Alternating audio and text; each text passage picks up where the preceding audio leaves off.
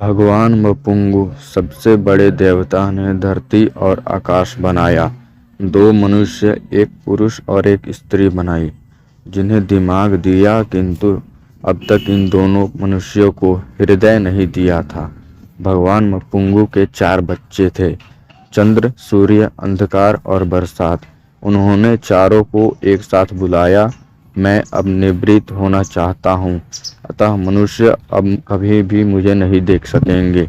मैं अपनी जगह पर एक हृदय को धरती पर भेजूंगा, किंतु जाने से पहले मैं जानना चाहता हूँ कि तुम लोग क्या क्या करोगे।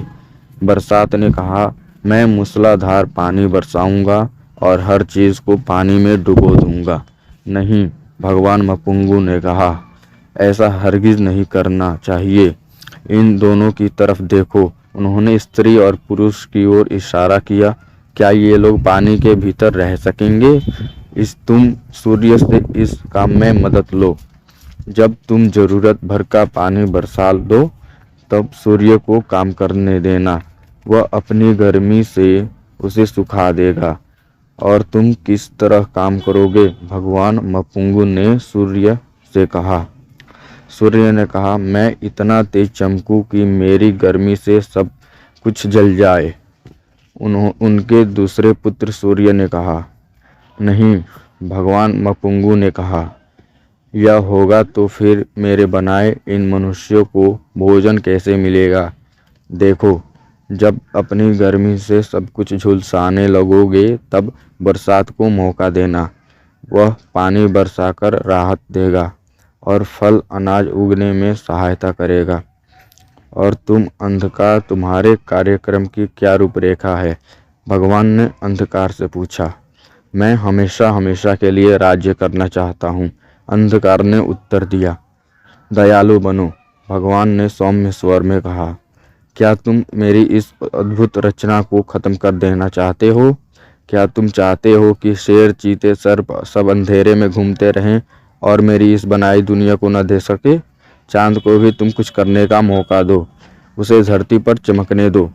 जब वह चौथाई रह जाए, पुनः तुम अपना साम्राज्य फैला लेना। मुझे काफ़ी देर हो गई है, अब मुझे जाना चाहिए। भगवान मपुंगु अर्धनार्थ हो गए। कुछ समय बाद एक पतली सी झिल्ली में आवृत होकर हृदय उनके पास आया। वह रो रहा था। उसने सूर्य, चंद्रमा, अंधकार और बरसात से पूछा, हमारे पिता मपुंगु कहाँ हैं? पिता तो चले गए, उन्होंने कहा। हम जानते भी नहीं कि वे कहाँ गए।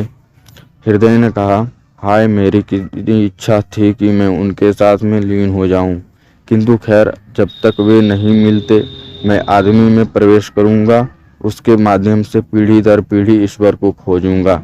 हृदय ने कहा, और यही हुआ। मनुष्य से पैदा होने वाला हर बच्चे के पास हृदय होता है, जो आज भी ईश्वर को चाहता है।